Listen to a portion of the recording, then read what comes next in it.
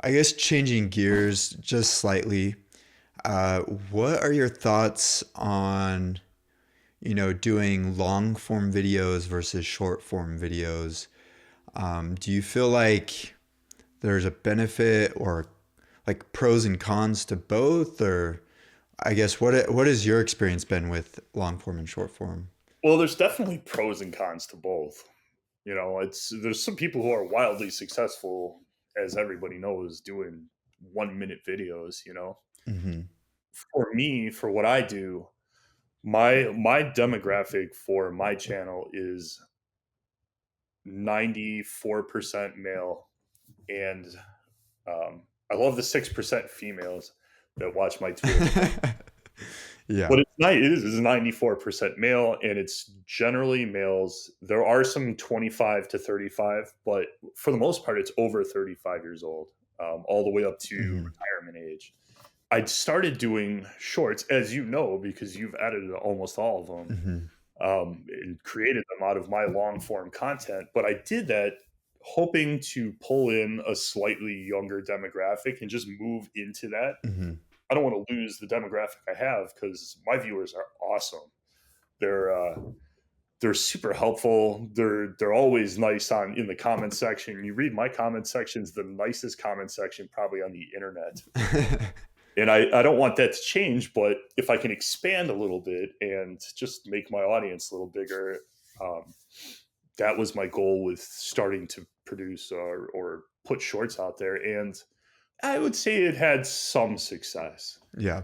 It didn't have the success I was hoping, and I've kind of tapered off posting shorts a little bit, just because I don't think the cost benefit for me is quite there. Hmm.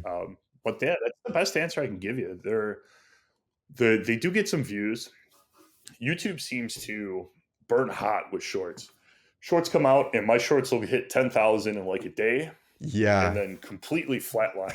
Nobody sees that, and it's very different because my normal content is, in my opinion, kind of the best content you can have, in that it just lasts forever. It's always getting some views. Even my 3-year-old irrelevant bad audio old videos have they get 100, 200 views a day. Hmm. People are still watching those. They're still producing income, and they're still relevant because tools have a long service life.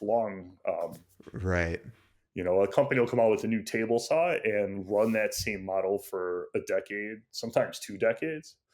So that review video, that table saw, is still relevant 10 years later. People are still watching it because people still want to know if they should buy it. You know, Yeah. the shorts are kind of flash in the pan. Yeah. Do you feel like you've seen because I know some people have done shorts just to grow their like subscriber base. Do you feel like that's the case for your channel? Like it's helped you gain more subscribers or A little. yeah. My channel's always been super stingy with subscribers, and I have I just looked actually this morning because it's been a while since I checked. I have 5,300,000 views over 3 years and 25,000, I think 600 subscribers, which is probably what I would consider low subscribers for the amount of views that I get. Hmm. But I think for me, a lot of that is um, I try and put as much information in my videos as I possibly can. So if you really are interested in buying the tool, you get to see it as if you are there. You get to see everything you could possibly look at, and you get all the information you can Hmm. about it. And that was my goal, to make the most useful videos that I possibly could for people who are trying to buy it.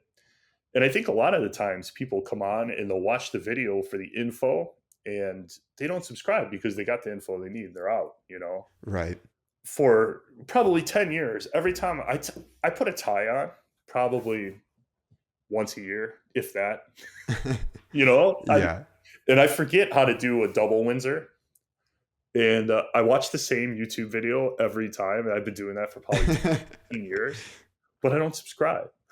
because I go on there, I get the info I need, and I'm done. So Yeah.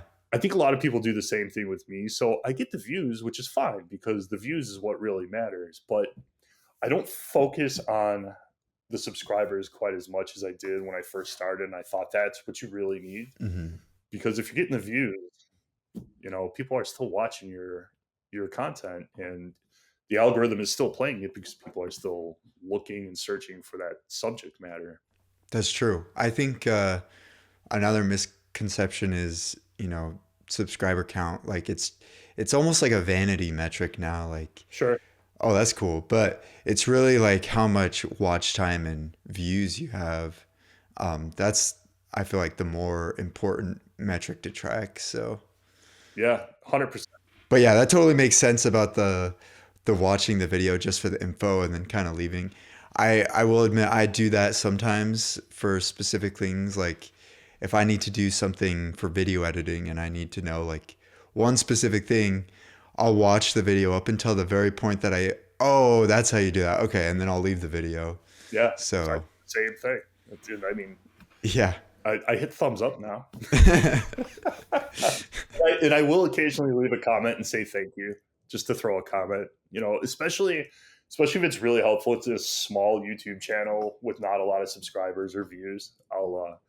I usually will throw like a hey thanks, that helped a lot in there, just because I know Yeah. how tough it is to have a small channel with not a lot of views.